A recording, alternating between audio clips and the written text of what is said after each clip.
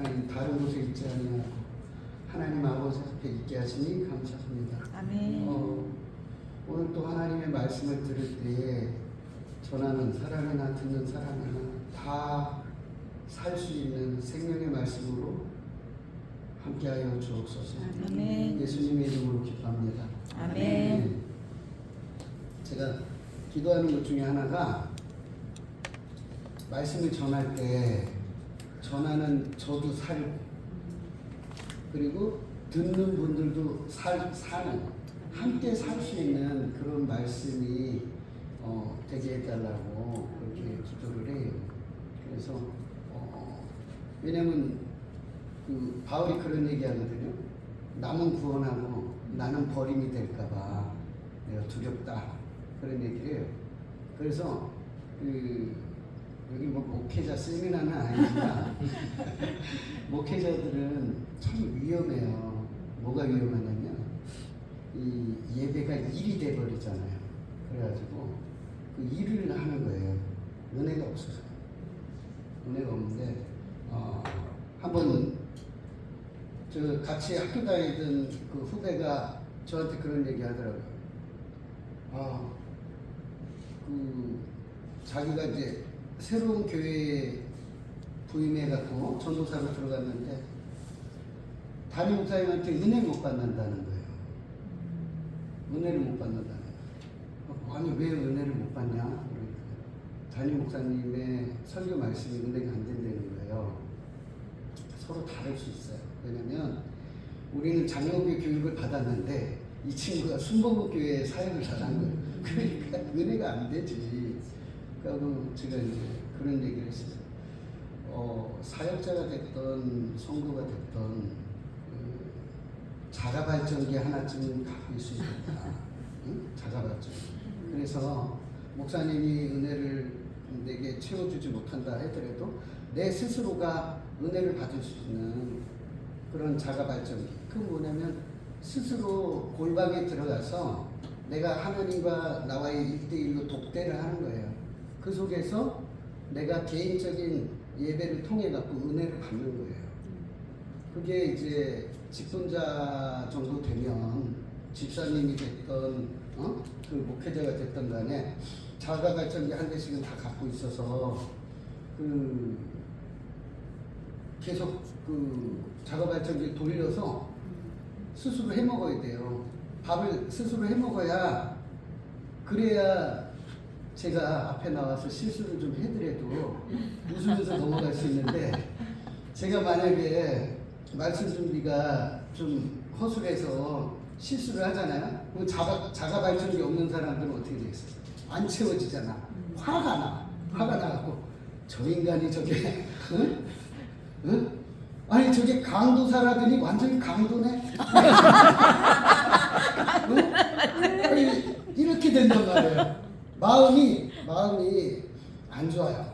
은혜를 못 받으면 그렇게 돼요. 그러면 그게 아니라 이제 평상시에 매일매일 자가 발전기를 통해 갖고 시간에 11초를 내는 사람들, 하루에 한 2시간씩 내면서 그 내가 기도하고 말씀 보고 이렇게 하고 계속 그날 그 영의 양식들을 스스로가 이렇게 밥을 해 먹을 줄 알아야죠. 이제 어린애가 아니니까 어릴 때는 엄마 아빠 해줘도 스스로 해 먹을 줄 알아야 되는 거예요. 그렇게 하고 그래야 이제 내 잔이 넘쳐야 또 다른 데로도 흘러갈 수 있어요.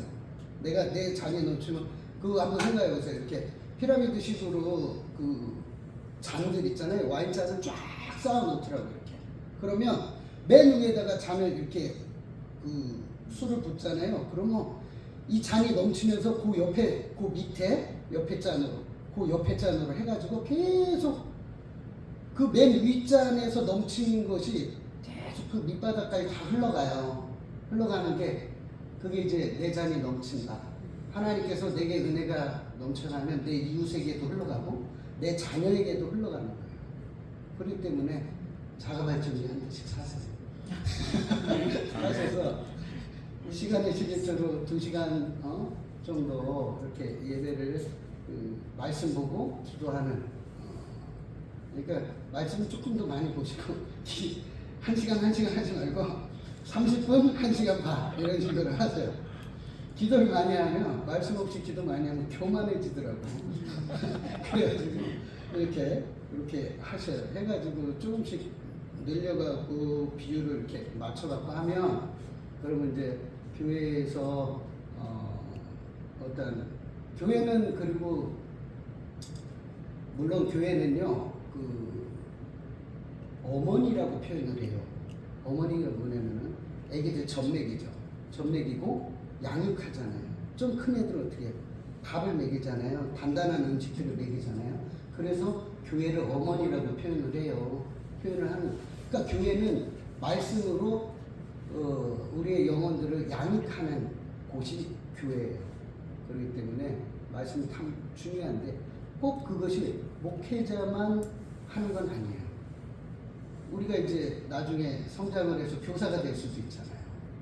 근데 이게 평상시에 내가 교사가 딱 돼갖고 그때부터 공부해야지 하고 막 하는 게 아니라 평상시에 나에게 이렇게 내가 가르치려고 공부하는 게 아니고 내가 성장하고 성숙하기 위해서 받아먹는, 해먹는 그러한 영의 양식들, 이것이 숙성이 되고 이것이 나한테 내 인격이 되고 내 가치관이 되어져서 나중에 내가 교사가 된다든가 가르치는 입장에 서게 되면 그때는 그것을 줄 수가 있어야 돼요.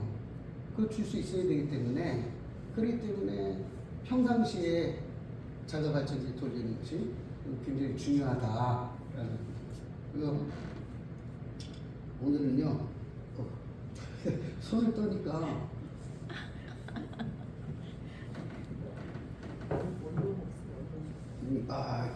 제가 물을 주시니까 참 좋아요. 제가 당뇨가 있어가지고 입이 설교할 때 푸석푸석 말라 타요. 타가지고 이제 뭐 자주 먹진 않지만 감사합니다. 오늘 제가 총정리를 좀 하려고 그랬는데 창세기부터 제가 했던 것들을 한번 되새기면서 총정리하도록 하겠습니다. 하나님께서 태초에 이제 그 천지를 창조하시잖아요. 그리고 에덴 동산에 이제 우리가 궁금해하는 게 이런 거예요. 아니 에덴 동산을 아름답게 만들어 놨으면 됐지 왜 굳이 선악과는 만들어 놔서 그거를 갖다가 따먹어 갖고 이런 고생을 시키냐 이제 이런 것들 많이 생각하잖아요. 그것도 동산 중앙에다가 딱 갖다 놓고 말이야. 무슨 심보냐 하나님이 이제 그런 생각 하잖아요. 근데 그 선악과가 동산 중앙에 딱 있다라는 거는 정말 여기에는 중요한 의미가 있어요. 그게 뭐냐면은 선악과 동산 중앙에 있잖아요. 그러면서 하나님께서 이거 따먹으면 너 정령 죽는다. 그러니까 따먹지 마. 라고 하는 것은 우리가 로봇으로 제작되지 않았다는 거예요. 그러니까 선과 악을 선택할 수 있는 아주 고급한 존재로 만들어졌다는 거예요. 선과 악을 선택할 수 있는. 그때는 이제 그거를 이제 신학적으로 자유의지라고 하는데 그 자유의지가 있는 인간으로서 만들어졌다는 거죠. 그러니까 선악과를 하나님이 우리를 그렇게 고급한 인간으로 안 만드셨으면 로봇처럼 세팅을 해갖고 아예 선악과 동산 중앙에 선악과를 안 놓든가 아니면은 있어도 따먹지 않게끔 세팅을 해놓으면 그거 안 따먹을 거 아니에요. 근데 우리는 어느 정도 고급한 존재냐면 하나님의 말씀을 순종할 수도 있고 거부할 수도 있는 그렇게 굉장히 고급한 그런 자유의지가 있는 그런 존재로 만들어졌다는 거예요. 그래서 결국 선악과를 따먹게 되죠. 따먹게 됨으로 인해 갖고 우리가 이제 죄인이 됩니다. 그래서 우리는 굉장히 하나님의 자녀로서 굉장히 고급한 존재로 만들어졌는데 그런데 자꾸 하나님께 뭘 요구하냐면 나를 로봇으로 좀 만들어주세요. 이렇게 요구를 해요. 그러니까 이건 순 날강도 같은 실수인데 뭐냐면 하나님 예를 들어갖고 내가 이것을 할 수 있게 해주세요 라고 기도를 하면서 뭐라 그러냐면 자기는 그걸 안 해. 응? 예를 들어갖고 뭘로 할까요? 이 예를 잘 들어야 잘못 들으면 질문해요. 문제가 돼요. 그러니까 예를 들어가지고 내가 공부를 잘하게 해주세요. 이렇게 기도를 했단 말이죠. 그럼 공부를 해야 될 거 아니에요. 공부를. 제가 예전에 그런 얘기했죠. 어떤 장로님이 또 장로님이 장로님들이 참 에피소드가 많아요. 장로님이 30년 동안 새벽 예배를 안 빠지고 나와가지고 하나님 노트복권 하나만 맡게 해주십시오라고 간절히 기도했다는 거예요. 그러니까 장로님이 30년이 되던 해에 너무 화가 났어요. 하나님 해도 너무하십니다.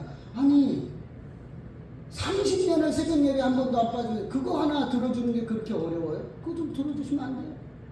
좀 들어주십시오. 그랬어요. 그랬더니 화가 나갖고 그러니까 하나님의 음성이 들렸어요. 하나님께서 얘 아무개 장로야.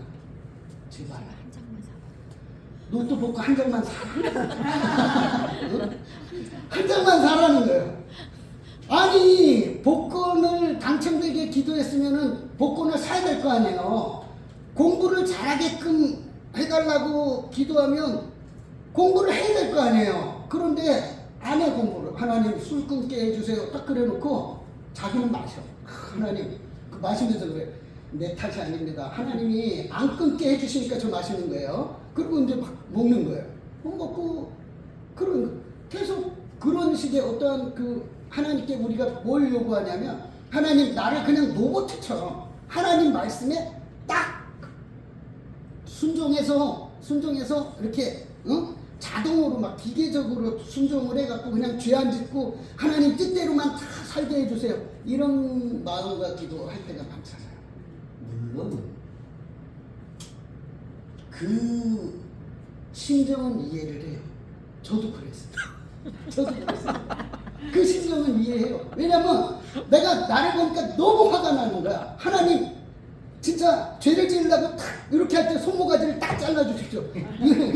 이런 기도가 나온다니까요. 하도 열이 받고 이제 자기 자신한테 화가 나니까 속이 상하니까 심정은 이해하지만 그러나 하나님이 우리를 그런 식으로 하시지 않아요. 그러니까 어떤 분들은 기도를 뭐 10시간씩 하고 막 10시간씩 어떻게 하나 몰라요. 어쨌든 내가 최근에 좀 목사님이 좀 과절 때 8시간까지 한다는 건 내가 그 목표고 지금까지 한 6시간 했는데 목이 아팠고 목이 아프고 그 나중에 얼굴이 붓더라고요. 막 목이 아프고 붓고 그리고 막 몸살이 나요. 몸살이 6시간 동안. 제가 그래도 왜 이걸 할 수 있냐면 말이 많아요. 제가 그래가지고 이게 연결이 되나 봐. 그래가지고 이걸 하는데 몸이 막 붓고 몸살이 나고 그래요. 근데 기도를 그렇게 지금 뭐 얘기하려고 그랬지? 뭐 얘기하려고 그랬지? 기계가 되고 싶어요. 기계적으로 이렇게 그 사람 하나님 앞에 내가 하나님의 어떤 그 기계적인 순종을 하고 싶다는 거예요. 근데 우리는 그렇게 만들어지지 않았다니까요. 우리는 막 기도를 10시간씩 하면서 뭘 구하냐면 이런 거 구해요. 뭐 에스겔서에 나오잖아요. 뭐 성전에서 물이 나왔고 발목에 차고 무릎에 차고 뭐 허리에 차고 목에 차고 그 이상한 이야기 하는 사람들이 있어요. 뭐라 그러냐면 이게 막 허리까지만 차도 자기 마음대로 삶을 살 수가 있다는 거야. 응? 근데 이 물이 성령 충만이라는 거야. 또 성령 이 충만함이 내 머리까지 차면은요. 그때부터 내 마음대로 이렇게 수용해야 되잖아. 내 마음대로 못 움직이고 그 물살에 쓸려 내려간다는 거예요. 성령의 인도하심에 쓸려 내려간다는. 정말 그럴듯하죠. 저도 옛날에 속았어요. 그래가지고 하나님 나도 제발 쓸려 내려가게 해주세요. 그럼 내 뜻대로 살지 않고 하나님 뜻대로 100% 순종해갖고 그렇게 살게 해주세요 하고 미친 듯이 기도를 했는데 안 되는 거예요. 지금 생각해보니까 속았어. 너무 억울해. 하나님 우리를 그렇게 저급한 피조물로 만들지는 않았어요. 하나님의 형상이 담겨져 있고 네가 선과 악이 있는데 네 앞에 있다. 네가 선택해라 라고 하는 그런 자의적으로 선택할 수 있는 그런 존재로 우리가 만들어진 거예요. 그렇게 고급한 존재인데 자꾸 나는 고급한 존재인데 깡통 로봇이 되게 해주세요. 나를 기계적으로 좀 해주세요. 이게 아니라고요. 그거 아닌데 우리는 자꾸 그걸 바라봅니다. 그걸 바라봐요. 자, 집중력이 상당히 떨어져. 무슨 얘기하다 이렇게 하나만. 에덴 동산에 지금 목사님이 지금 어쩔 줄을 몰랐는데 같이 살게. 그러니까 그 고급한 존재로 만들어졌고, 자 다음으로 넘어갑시다. 우리가 그 하나님께서 선악과를 따먹고 난 다음에 에덴 동산에 내쫓죠. 내쫓을 때 어떻게 하냐면 하나님께서 이 사람들이 선악과 따먹고 제일 먼저 들어온 게 뭐냐면 두려움이에요. 그리고 자기가 벗었다는 걸로 인해 갖고 내가 벗었으므로 두려워하여 숨었나이다 라고 하나님을 두려워하기 시작을 해요. 그러니까 야 누가 너 벗었는지 가르쳐줬냐? 그러니까 뭐 얘가 나 따먹으라 그래갖고 이거 따먹었고 이렇게 됐어요. 이렇게 이야기하거든요. 그때 하나님께서 무화과 나뭇잎으로 이렇게 수치스러워하는, 보이고 싶지 않아 하는, 남에게 보이고 싶지 않아 하는 그 수치스러운 부분들을 나뭇잎으로 가렸잖아요. 나뭇잎은 금방 사그러들어요. 가려지지도 않고 제대로. 그러니까 하나님께서 뭘 해입히냐면 옷을 해입혀. 가죽옷을 해입혀. 가죽옷은 햇빛이 들어도 사그러들지 않아요. 근데 이 가죽옷을 해입히려면 어떻게 해야 돼요? 생명을 죽여야 돼요. 동물을 하나 잡아서 죽여야 된다고요. 동물을 죽여갖고 이 동물이 죽음으로 인해 갖고 아담과 하와의 부끄러운 부분들이 가려지는 거예요. 그러니까 상징적인 의미에서 이 가죽옷, 이 죽은 동물은 예수 그리스도를 상징한다. 그래서 예수 그리스도가 죽음으로 인해서 우리의 죄된 수치스러운 부분들이 가려진다. 그래서 우리가 예수 그리스도로 옷 입는다라는 표현을 하는 거예요. 우리 죄가 없어진 게 아니고요. 그리스도로 가려진 거예요. 가려져서 옷 입는다라는 표현을 해요. 그래서 이 가죽옷에 대해서 이제 말씀을 드렸고요. 그 다음에 좀 내려와 가지고 노아의 방주. 노아의 방주는 또 뭘 상징하냐면 교회를 상징해요. 그리고 예수 그리스도를 상징해요. 노아의 방주는 어떻습니까? 이런 의미가 있어요. 이 물속에 들어가는 그때 당시에 물속이 다 온 세상을 다 덮었어요. 덮었기 때문에 살아있는 생명체가 하나도 없었어요. 그냥 노아의 방주 안에 있는 자들만 사는 거예요. 거기 있는 동물들하고 사람들만 사는 거죠. 물론 이제 물고기들도 살았겠지만 거기에 코로 숨쉬는 것들은 다 죽은 거예요. 다 죽었고. 그래가지고 이걸 예수 그리스도로 상징하는 거예요. 우리가 세상 속에 살지만 세상이 물이란 말이에요. 세상 속에 살지만 세상에 물들지 않고 이 세상에서도 하나님이 주신 생명을 유지해 나가는 이유가 뭐냐? 우리가 교회 안에 있기 때문이라는 거예요. 그리스도 안에 있기 때문이라는 거예요. 그래서 우리는 예수 그리스도 안에 있을 때에 생명력이 있는 거예요. 그래서 전부 다 계속 강조하는 게 뭐냐면 예수 안에서라는 그것을 이야기해요. 그리고 에베소서 1장 23절에 보면 교회는 그의 몸이니 만물 안에서 만물을 충만하게 하시는 이에 충만함이니라 라고 이야기해요. 이 부분은 뭐냐면 예수님과 우리와의 그 연합된 이 관계가 교회로 표현되는데 어떤 긴밀한 연합이냐면 예수 그리스도는 교회의 머리예요. 머리로 인하여서 우리의 모든 지체가 팔다리가요 머리의 명령에 의해서 움직여져요. 머리의 명령에 의해서. 그러니까 교회와 예수 그리스도의 관계는 하나다. 다시 말해서 나와 예수 그리스도는 하나라는 거예요. 이걸 갖다가 이제 연합이라고 하는데 예수님께서 너무나도 은혜로운 그 말씀을 주시는데 마치 이런 말씀 같은 거예요. 뭐냐면 나의 모든 즐거움이 너에게만 있다. 응? 나의 모든 즐거움이 너에게만 있다는 거예요. 하나님이 너에게만 있다. 그리고 우린 너무 감사하죠. 그런 표현이 뭐냐면 여기서 오늘 그 23절 에베소서 1장 23절을 보면 교회는 그의 몸이니 만물 안에서 만물을 충만하게 하시는 이에 충만함이라 라고 이게 뭘 얘기하는 거냐면 교회가 그리스도를 충만하게 만든다는 거예요. 교회가. 그런데 이상하죠. 예수님은요 교회 없이도 혼자 충만하실 수 있는 거예요. 그런데 교회가 그리스도를 충만하게 만든다라는 건 말이 안 되는데 이건 뭘 얘기하는 거냐면 이거예요. 예수님이 나는 너 없이는 혼자 충만하지 않을 거야. 난 너와 함께 충만할 거야. 너가 나와 함께 할 때에 나는 그것이 진정한 충만이라고 생각해. 그러니까 우리가 있던 없던 하나님은 혼자서 충만하신 분인데도 불구하고 난 너와 함께 충만하겠다는 거예요. 너가 있기에 너가 없다면 그 충만함은 내가 원하는 충만함이 아니라는 거예요. 난 너와 함께 충만하겠다. 난 네가 있어야 돼. 우리 같이 가자. 응? 함께 가자. 라는 거예요. 하나님 앞에서 우리가 그런 존재예요. 자식이란 말이에요. 천사들은 자식이 아니에요. 지금은 우리보다 높지만 예수님이 재림하시고 난 다음에요.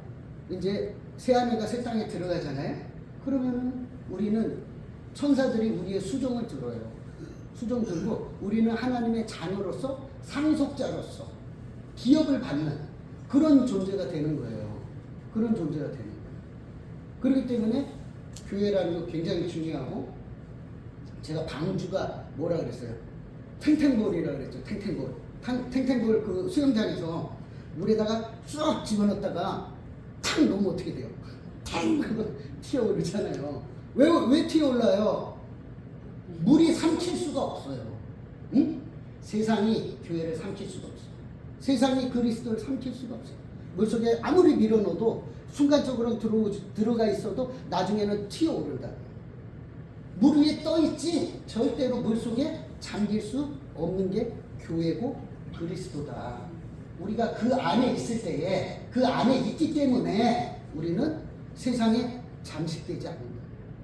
생선이 있잖아요. 생선이 아니죠. 물고기가 있잖아요. 물고기가 살아있을 때는 바닷물, 그 짠 바닷물이 안 들어와요. 체내로 들어오지 않거든요. 그런데 절여지지가 않는데 근데 물고기가 생명이 딱 끝나잖아요. 그러면 절여져요. 소금에 절여지잖아요. 소금에 절여진다고. 그런 것과 같은 거예요. 우리도 그리스도 안에 있잖아요. 그럼 절여지지가 않아. 근데 그리스도 밖으로 나가면 그러면 이제 물고기가 물이 싫다고 밖으로 나간 거니까 말라 비틀어지고 절여지고 포도나무에서 떨어졌으니까 땔감으로 가져다가 쓰는 거예요. 그런 존재라는 거죠. 그렇게 예수 그리스도와 우리는 교회로서 긴밀한 연합을 갖고 있다. 그 연합은 깨질 수 없는 연합이고 이것이 구원이에요. 그래서 우리의 구원은 취소될 수 없는 것이고 그리고 우리는 구원을 받기 위해서 신앙생활하지 않아요. 구원을 받았기 때문에 하는 거지. 구원을 받은 자로서의 특권 그게 신앙생활이에요. 우리가 여기서 예배드리고 있잖아요. 더 좋을 것 같죠. 밖에 나가고 뭐 레포츠를 즐기고 응? 저는 해본 적은 없어요. 막 서핑을 하고 말이야. 여행을 다니고 이게 즐거울 것 같잖아요. 제일 귀한 거는 주일날 우리가 교회에 있는 거예요. 이 자리에 있는 게 이거보다 더 가치 있고 귀한 건 없어요. 하나님을 예배하는 예배 장소에 있는 것, 하나님과 함께하는 것, 이거보다 귀한 건 없어요. 그리고 쭉 내려가고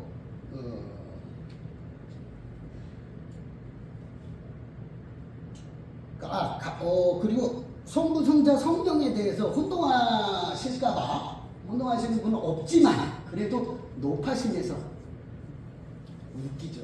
높아가 아닌데 높아의 마음으로 얘기하는데 높아심에서 하는 얘기인데 제가 옛날에 경험했던 거라 제가 중고등학교 때 정말 고민했던 게 뭐냐면 하나님 아버지에게 기도는 많이 하는데 예수님이라는 이름은 별로 와닿지가 않는 거예요.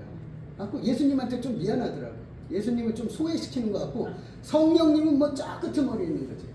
그래가지고 막 한번 그 전도사님한테 상담을 했어요. 제가 너무 고민되고 전도사님 제가요 너무 고민이 돼요. 기도를 하면 저는 하나님 아버지께만 하거든요. 그래서 예수님한테 미안하고 성령님한테 미안해요. 이 전도사도 그때 당시에 어렸던 거예요. 저한테 뭐라 그래요? 그래, 우리 그거 갖고 기도해보자. 그럼 환장을 하는 거죠. 그리고 제가 야 이거 어떻게 하나 고민을 했어요. 그러다 이제 신학교에 들어가가지고 신학교에 들어가고 공부를 하다 보니까 이제 알게 된 게 뭐냐면 성부, 성자, 성령은 한 하나님이셔요. 한 하나님이셔서 누구한테 기도를 하든 상관이 없어요. 예수님 보고 아버지라고 해도 돼요. 예수님이 천지를 창조하셨잖아요. 그죠? 천지를 창조하셨잖아요, 예수님이. 그 하나님이 일을 하실 때에 어떤 사람들은 막 구약은 성부의 시대다 그래갖고 성부가 했고 신약은 예수님이 성자 하나님이 인간으로 오셨기 때문에 예수가 이렇게 하고 오늘날은 성령님이 역사하시니까 성령의 시대다라고 어떤 세대주의적인 그런 그 개념으로 이야기하는 사람들이 있는데 잘못된 거예요. 구약 때부터 창조부터 시작해서 성부, 성자, 성령은 함께 일하셨어요. 이건 예입니다. 잘못 얘기하면 이게 이단으로 보일 수도 있어요. 예를 들면 이런 거예요. 뭐냐면 하나님, 성부 하나님이 청사진을 이렇게 그 토목가니까 아시죠? 청사진을 딱 이렇게 머리에다가 설계도 도면을 딱 그리신 거예요. 그리고 그 일을 실제로 실행을 하신 분은 토목 그 일을 실제로 하신 분은 예수 그리스도예요. 예수님께서 천지를 창조하셨다니까요. 예수님께서 창조하셨고 그리고 그 천지 만물을 또 그 운영하시는 그거는 성령 하나님이 하신 거예요. 그래서 그 하나님의 신은 수면에 운행하시니라라고 창세기에 나오잖아요. 성부, 성자, 성령은 창세기 때부터 시작하고 지금에 이르기까지 온전히 함께 일하고 계세요. 구약 때는 성부 하나님, 뭐 신약 때는 예수님, 그리고 오늘날은 성령님 아니라고요. 아니고 지금도 성부, 성자, 성령은 함께 하고 계세요. 제가 목사님께 물어볼게요. 왜 물어보냐? 기억이 안 나서 그래.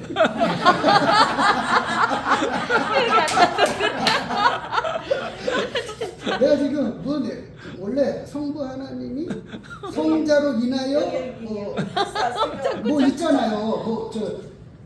성부께서 성자를 인하여 또는 성자를 통하여 뭐 성령으로 뭐 어떻게 일하신 그게 뭐였죠? 니케아 신경. 그래갖고 어떻게 된 거죠? 성부, 성자, 성령이 아버지의 영이시고 아들의 영이시다. 그거 아닌데. 그거 지금 제가 지금 얘기하는 게 하나님께 일하실 때에 성부 하나님이 성자로 인하여 성령으로 발현하신다. 뭐 이런 건데 제가 옛날 기억을 못 찾아서 인터넷을 다 뒤졌는데도 못 찾았어요. 결국은 못 찾았는데 왜냐면 수업 때 강의 때 들은 거라. 근데 어찌됐든 하나님은 성부 하나님과 성자 하나님과 성령 하나님이 다 함께 모든 일을 한 번도 빼먹음 없이 함께 일을 하셨다는 거예요. 그렇기 때문에 우리는요 누구에게 기도를 해도 상관은 없는데 우리 인간의 논리상으로 봤을 때에 그래도 성부 하나님 성부, 성자, 성령 이게 순서가 성부가 있으니까 성부가 먼저 아니냐 이런 거는 인간의 논리적인 개념이에요.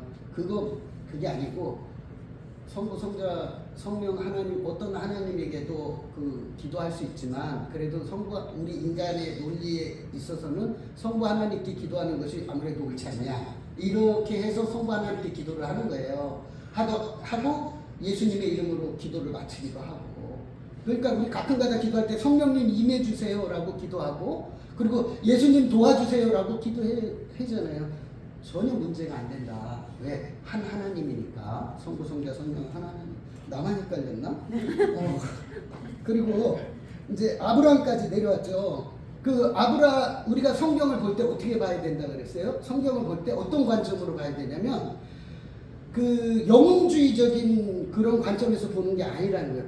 아브라함 와 대단하다 믿음의 조상 야곱 누구 기드온 요셉 이렇게 영웅주의적으로 보는 게 아니라 믿음의 조상을 믿음의 조상 아브라함으로 만드신 하나님 그 하나님께서 그때 말씀드렸잖아요. 아브라함이 입도 뻥끗 못할 때 하나님께서 지속적으로 당신을 보여주시고 인도하시고 나타내셔서 결국은 그 믿음이 하나님이 끊임없이 이걸 계시라 그래요. 하나님이 자기 자신을 나타내는 걸 계시라 그래요. 그래갖고 자기 자신을 계속 계시를 하시니까 그 아브라함이 그걸 보고 하나님을 경험하는 거예요. 자꾸 경험하니까 어때요? 믿음이 생기는 거잖아요. 믿음이 생기는 거예요. 경험을 통해 갖고 믿음이 생기니까 나중에는 이삭도 바칠 수 있는 믿음이 생긴 거예요. 그렇게. 그러니까 성경을 볼 때 어떤 관점으로 가라? 그 주인공들의 어떤 그 잘나고 이렇게 그런 관점이 아니라 하나님께서 야곱을 야곱 되게 만드시고 아브라함을 아브라함 되게 요셉을 요셉 되게 모세를 모세 되게 만드시는 그 하나님을 봐야 된다. 예? 그 성경을 볼 때 그런 관점으로 봐야 된다. 그리고 제가 그리고 이제 홍해를 건너는 건 뭐라 그랬어요? 그 홍해를 건너는 거 할례부터 해 이제. 할례 아브라함이 이제 첫 번째로 할례를 받잖아요. 할례의 의미는 어떤 거였어요? 할례의 의미는 생식기를 잘라내는 거라 그랬죠. 표피를 잘라내지만 실제적으로 표피를 잘라낸다는 의미가 생식기를 잘랐다는 거예요. 그러면 생식기를 잘라낸 존재들이 애를 낳고 살잖아요. 그럼 뭘 뜻하는 거냐면 이건 너희들이 자연적으로 생리적인 현상으로 아이들이 낳아진 게 아니다 라는 거예요. 할례라고 하는 거는 어떤 그 생리적인 자연적인 인간들의 태생이 아니요 나 여호와가 너희에게 준 믿음으로 생산되는 아이들이다 라는 의미라는 거예요. 그렇기 때문에 우리는 존재 자체가 그러니까 이삭 첫 번째 그 열매가 이삭인데 이삭은 그걸 확실하게 보여주기 위해서 완전히 사람이 메말랐을 때 생식 기능이 완전히 다 끊어졌을 때 100세에 아이를 낳잖아요. 그때 사례가 뭐라 그래요? 웃죠. 아니 내가 경수가 끊어진 지가 언젠데. 아이고 그냥 웃었어요. 웃었는데 네가 어찌하여 웃냐? 그러고 난 다음에 이삭이 태어나잖아요. 그 이삭은 너희들의 그 생식기로 인해서 자연적으로 태어난 애가 아니다. 하나님이 너희에게 주신 아이다 라는 의미가 할례란 말이죠. 그래서 우리는 전부 다 마음의 할례를 받은 존재들이에요. 영적인 할례를 받은 존재들이어서 우리는 뭐예요? 자연적인 태생에서 자연적으로 이렇게 생겨난 존재들이 아니고 하나님께서 특별하게 태어나게끔 하신 믿음의 존재들이라는 거예요. 그러니까 두 갈래가 갈라지는 거예요. 육적인 태생과 족보 그리고 영적인 태생과 족보로 갈라질 때 그 할례의 의미가 영적인 태생의 족보로 이렇게 표현하는 것이다. 그리고 마지막으로 이제 마지막을 못 하겠는데 시간이 너무 갔죠. 그래도 할게요. 제사법이 뭐냐면 이제 이야기했잖아요. 제사를 지내려면 어떻게 돼요? 양을 한 마리 데리고 와야 돼.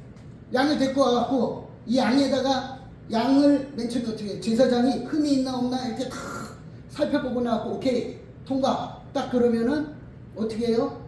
이 양을 가져온 사람이 이게 제사장이 딱 와갖고 양에게 안수하고 그 갖고 온 사람한테 안수하는 게 아니에요. 어? 다들 이렇게 헷갈려 하잖아요. 이거 아니고 내가 내 양을 갖고 왔잖아요. 그러면 내가 안수를 하는 거예요. 이게 뭐 신학적으로는 두 손으로 할 때가 어쩌고 뭐 이런데 상관없어요. 그냥 해. 그냥 내가 안수를 하잖아요. 안수를 하면 양에게 안수를 하면 양과 내가 동일시가 돼요. 그런데 이제 이걸 어떤 신학자들은 정가 개념으로 이해하는 신학자들이 있어요. 뭐냐면 이제 나의 죄가 양에게 넘어갔다. 그럼 정가 개념은 뭐 이렇게 크게 벗어나지 않지만 그래도 정확히 하자면 정가 개념이 되면 뭐가 문제가 되냐면 흠이 있는 양은 재물이 될 수 없어요. 그런데 내 죄가 넘어갔어 얘한테. 그러면 어떻게 돼요? 이 양은 흠이 생겨버린 거잖아요. 죄가 덮어씌워졌으니까. 그럼 재물이 안 된다고. 그러니까 재물이 될 수가 없잖아요. 그렇기 때문에 동일시 개념이라는 건 뭐냐면 양과 내가 하나가 된다라는 거예요. 하나가 돼서 죽는 거예요. 근데 죽일 때도 어떻게 죽여요? 내가 안수했어요. 양이 나가 됐고 내가 양이 됐어요. 그 다음에 칼로다가 내가 내 목을 따는 거예요. 목을 따서 따가지고 어떻게 돼요? 응? 그 피를 차차차차 쏟는 거예요. 쏟고 피를 다 쏟고 난 다음에 죽는 거잖아요. 죽으면 내가 나의 죽음을 보는 거예요. 제사를 통해 나의 죽음을 보고 내가 각을 뜨는 거예요. 이 배를 갈라서 창자를 다 해갖고 번제다에다 다 태우고, 응? 다 태우고 이걸 다 각을 떠가지고 잘라가지고 가죽만 벗겨내요. 가죽은 웃으면서 하면 안 되는데 가죽은 제사장이 그거 갖고 이제 팔아먹어갖고 생활을 해야 돼요. 그래가지고 가죽은 제사장 몫이 되고 그 다음에 고기들은 이게 이제 번제니까 전부 다 각을 뜬다는 거 토막 내가지고 번제단에다가 그리고 피는 내 제단 뿔이 있어요. 4개의 제단 뿔에다가 이렇게 뿌려요. 손가락으로 이렇게 발라가지고 다 뿌리고 그렇게 되면 그게 이제 하나님께서 향기로운 번제다, 흠향을 하신다라고 이야기를 하는 거예요.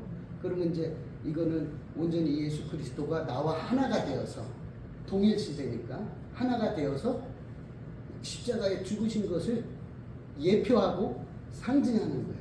상징해서 제사법이라는 게 이러한 의미들이 있습니다. 우리 장로님 한품하셨어요. 끝내야 돼.